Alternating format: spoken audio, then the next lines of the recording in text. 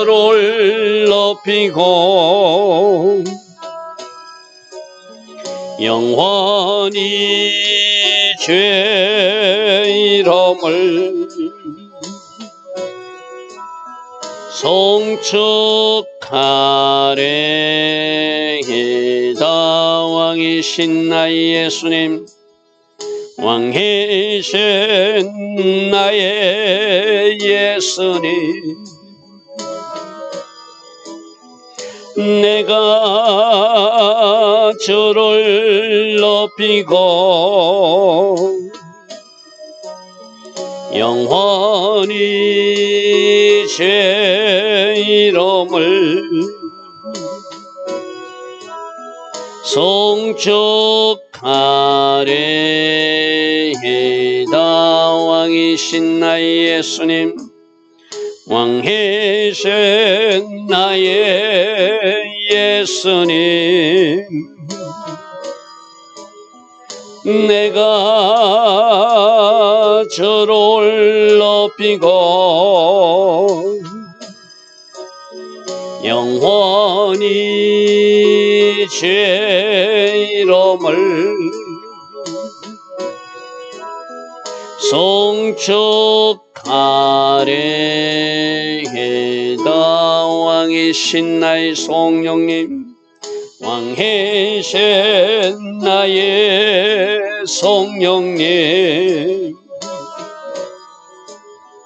내가 주를 높이고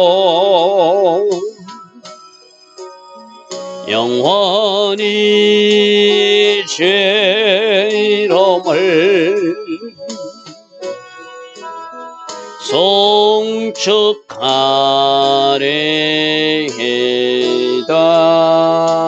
아멘.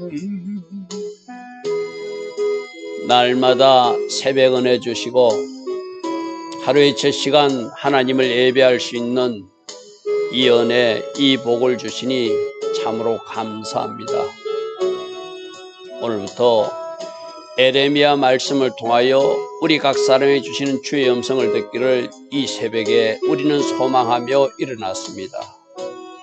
우리가 꼭 들어야 될 말씀, 이 새벽에 말씀하여 주시고 말씀을 들을기에 그 말씀대로 살아낼 수 있는 능력도 성령 하나님이 도우심으로 우리 모두에게 있게 하옵소서. 그래서 승리자의 삶, 이기는 자의 삶을 꼭 살아갈 수 있는 우리 모두 다 되게 하여 주셔서 그 결과로 주께 영광 돌리는 주의 자녀들 다 되게 하옵소서. 오늘 하루도 복되게 하나님 디자인하신 아름다운 하루가 되게 하여 주실 줄 믿사옵고 예수와 하마시아 이름으로 기도드리옵나이다. 아멘. 오늘도 새벽에 일어나 하나님을 예배하는 여러분들을 축복합니다. 자, 오늘부터 에레미야서가 시작됩니다. 자, 1장 1절부터 보겠습니다. 베냐민 출신이고 제사장 아들 중에서 에레미야다. 그 에레미야의 어떤 성분을 이 사람은 제사장 가문의 출신이구나. 그러나 제사장으로서 특별히 활동한 것 같지는 않는데 선지자로 지금 하나님 앞에 부름받는 그런 장면입니다. 그래서 베냐민 출신이고 제사장 가문의 아들이고, 자 2절 보면은 그가 활동한 시기를 말하고 있어요. 그죠?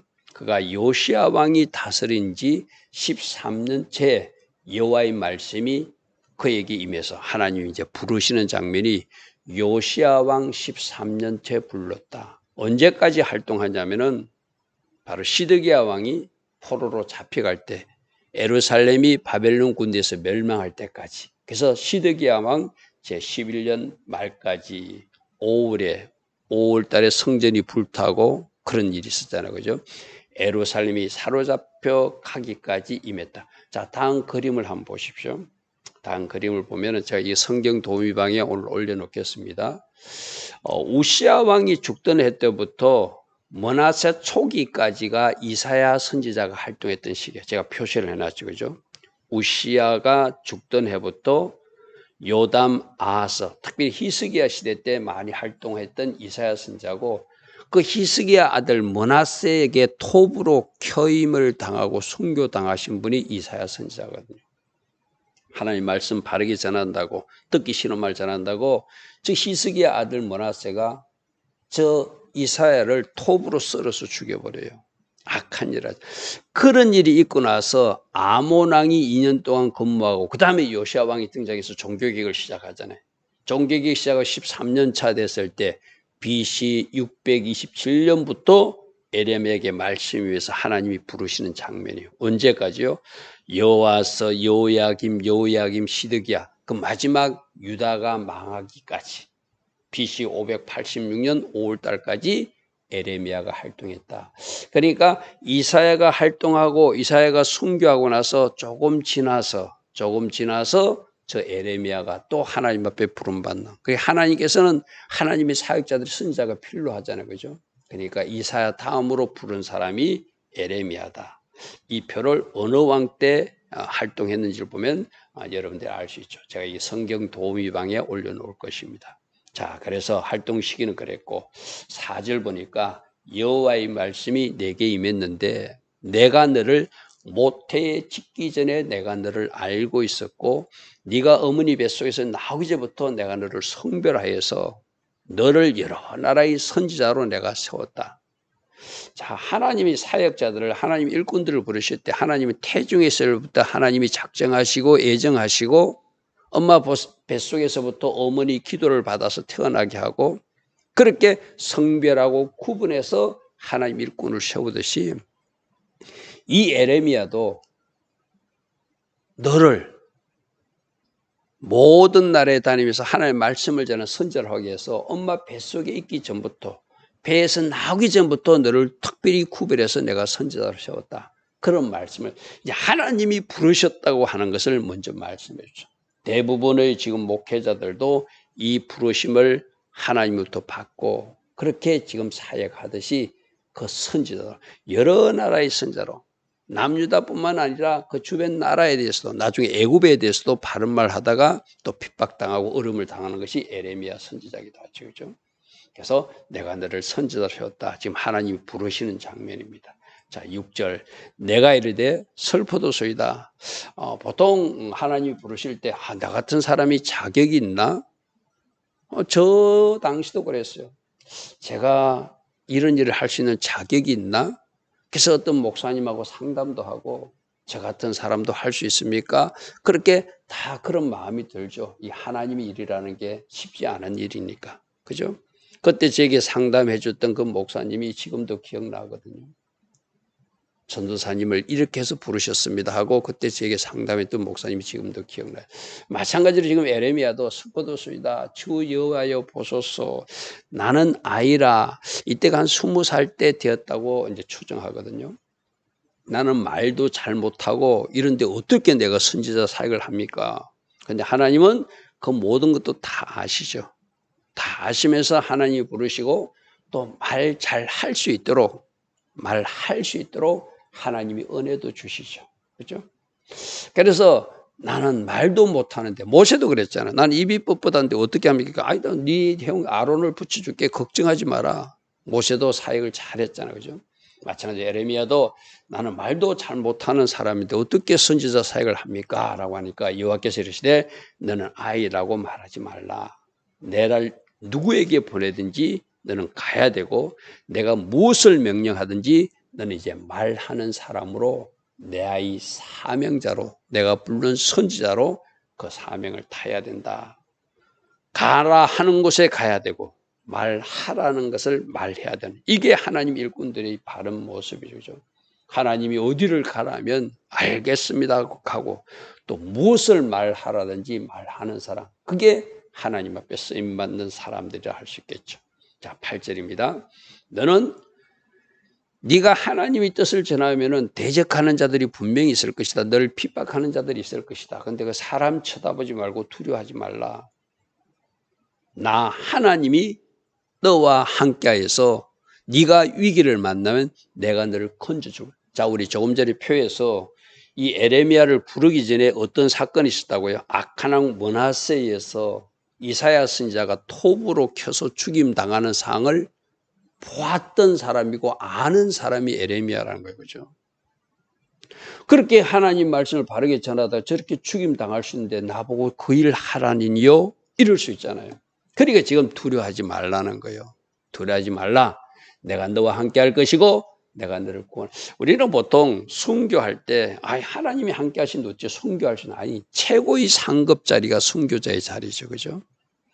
하나님은 그 사역을 인정하셔서 순교의 피를 받으시고 최고의 반열에 올리시기 위해서 그 과정을 통과하게 하신 것인지 비참하게 죽임당하는데 초점을 맞추면 안 되는 것이죠. 그죠? 하늘의 최고의 상급을 주기 위해서 하나님은 순교의 잔을 마시게 한 거예요.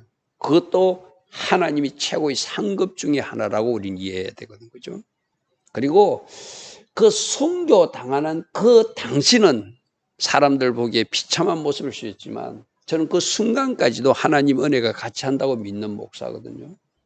하나님이 지켜주시고 그 순간까지도 하나님이 보존하셔서 하나님이 가장 높은 자리에 놓고 싶은 그 자리로 옮기시는 것이죠.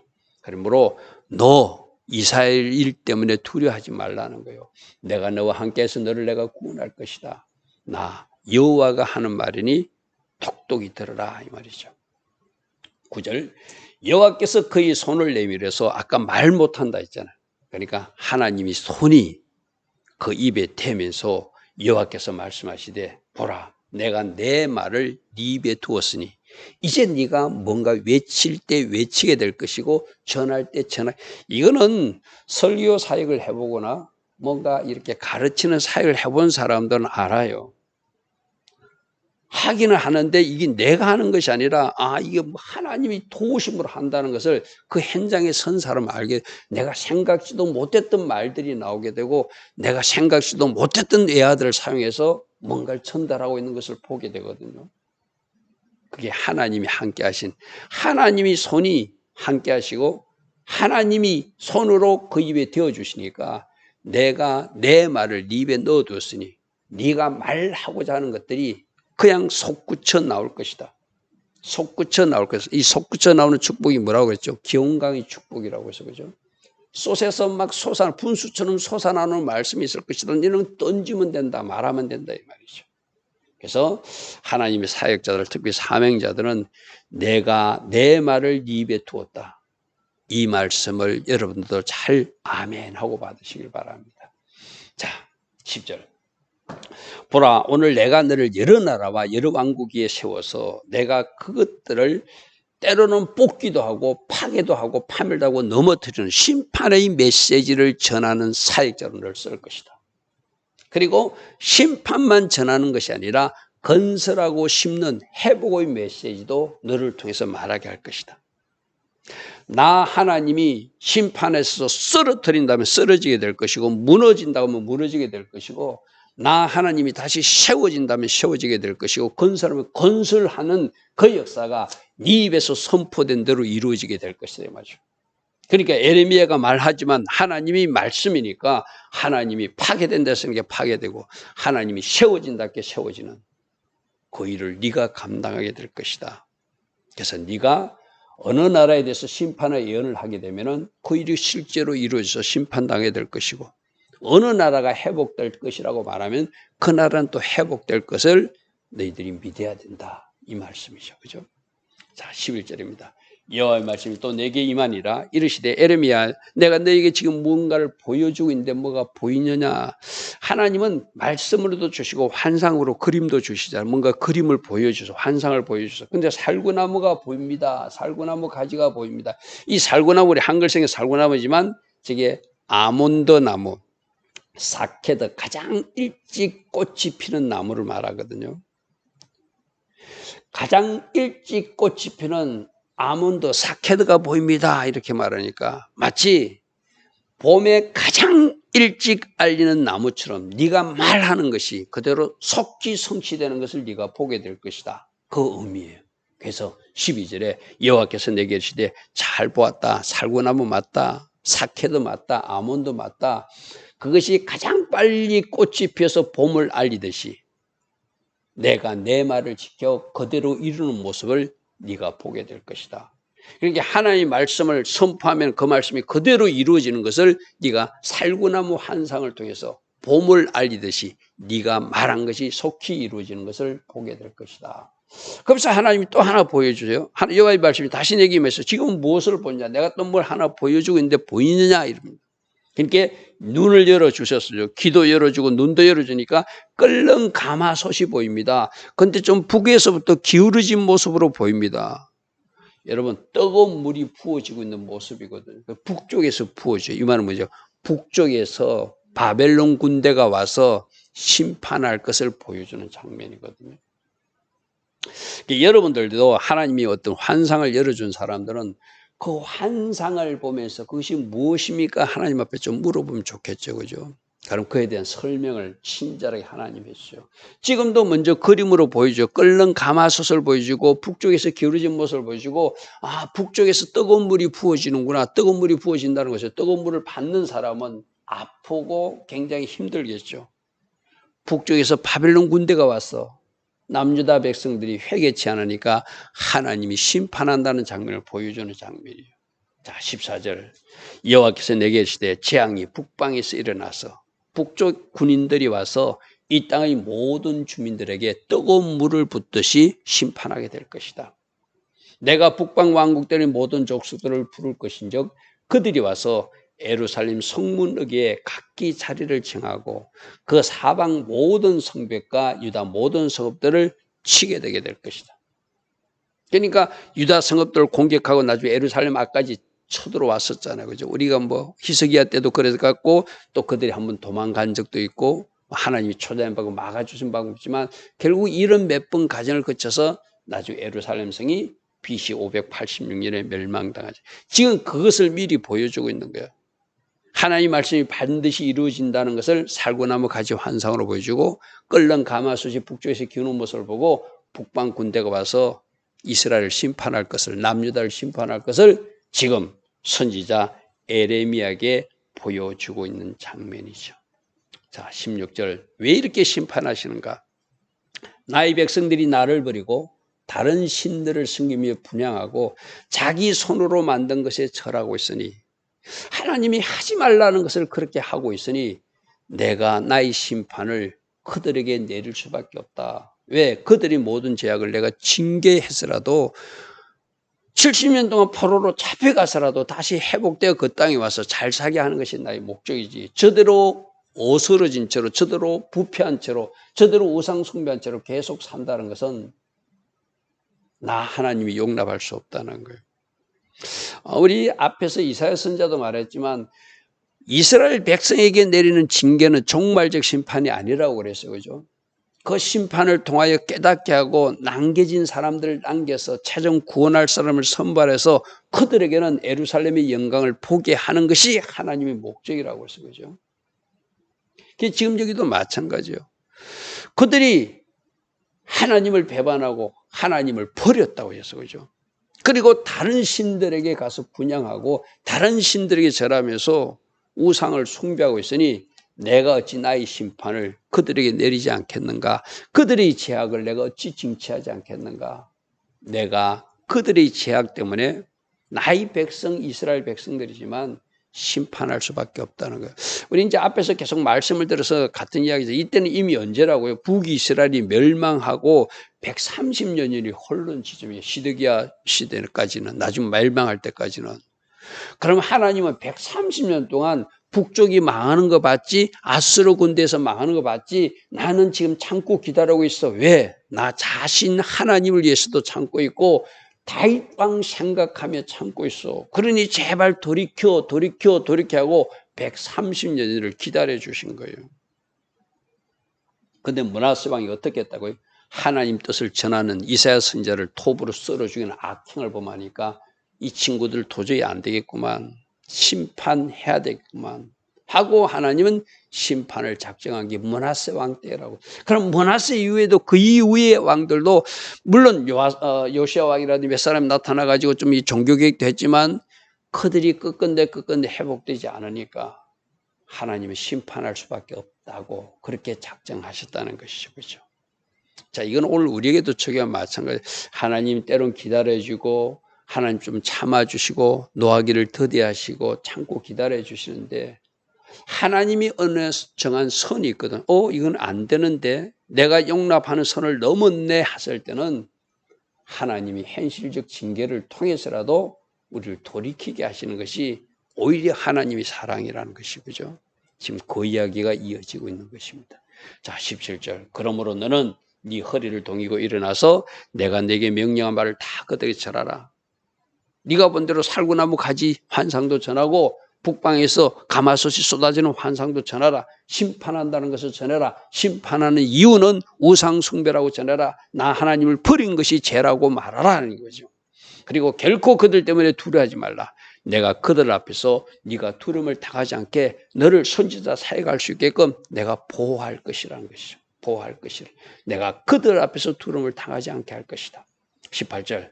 보라, 내가 오늘 너를 그 온 땅과 유다 왕들과 그 지도자들과 그 제사장들과 그 백성 앞에 마치 견고한 성읍처럼 마치 어느 누구도 침범할 수 없는 쇠기둥이나 노성벽처럼 내가 너를 지켜주겠다는 거예요. 나 하나님이 너와 함께 할 테니까, 나 하나님이 너희 성벽이 되어줄 테니까 겁내지 말고. 조금 전에도 말했어요. 조금 전에 이 앞시대에 어떤 시대가 있었다고요? 이사야 선지자가 순교하는 장면을 이 에레미야가 알거든요. 그러니까 겁이 날 수밖에 없잖아. 나도 저렇게 악한 왕에서 톱으로 썰려서 죽나? 인간이니까 그렇게 생각할 수 있잖아요. 근데 내가 너희 견고한 성읍이 될 것이고 내가 너희 노성벽이 되어서 너를 지켜줄 테니까 내가 전하는 모든 말을 너는 가서 전하라는 거예요.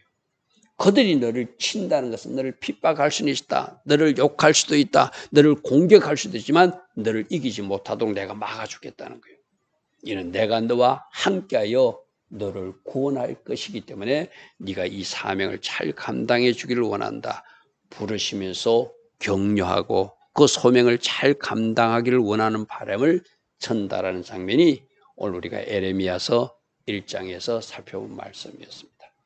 자, 하나님은 여러분들도 하나님 일꾼으로 부르기 위해서 엄마 뱃속에 있을 때부터 하나님이 성별하시고 구별하셨다가 여러분들 하나님 방법으로 관리하시고 또 훈련받게 해서 하나님이 쓰시고자 할 때 쓴다는 거 기억하시고, 우리가 하나님 앞에 쓰임받을 때 하나님이 가라 하면 그 가라한 지역에 가야 되는 것이고 가라한 현장에 가야 되고, 하나님이 말하라 하면 하나님이 주신 그 말씀을 전하는 것. 그래서 하나님이 종으로서 하나님을 기쁘시게 하는 것. 그게 하나님 일꾼들이 바른 자세죠. 이거는 평신도든 풀타임 사역자든 모두에게 사명은 있어요. 모두에게 하나님이 원하시는 일들이 있거든요. 오늘 하루도 있을 수 있습니다. 여러분에게 하기를 원하는 일을 잘 이루어드려서 하나님을 기쁘시게 되는 그런 하나님의 자녀들 다 되기를 축복합니다. 좋으신 아버지 하나님, 오늘부터 에레미야 말씀을 통하여 주께서 에레미야를 부르시고 또 사명을 주시면서 내가 너와 함께 할 것이고 네가 할 수 있는 모든 말을 내가 너희 입에 두어서 너로 하게 할 것이니 사람을 결코 두려워하지 말고 그 사명을 잘 감당하라고 격려하시는 말씀을 주십니다. 오늘도 어디에 있든 우리가 해야 할 일을 할 수 있는 우리 모두 되게 하시고 우리와 함께 하신 하나님을 신뢰하며 마땅히 해야 할 그 일들을 잘 감당하는 주의 자녀들 되게 하옵소서. 예수와 하마시아 이름으로 감사하며 기도드리옵나이다. 아멘. 지금은 우리 주 예수 그리스도의 크신 은혜와 하나님 아버지의 영원하시며 극진하신 그 사랑과 성령 하나님 우리 안에서 늘 내주하시며 때마다 일마다 지혜 주시고 기름 부어 주시고 성령 충만의 복으로 함께하여 주시는 그네가 오늘도 새벽에는 하나님의 예배하며 하루를 시작하는 주의 자녀들 머리머리 위에 이 땅에 깨어있는 모든 성도님들 위에 지금부터 영원토록 영원히 함께하여 주시기를 간절히 축원하옵나이다. 아멘.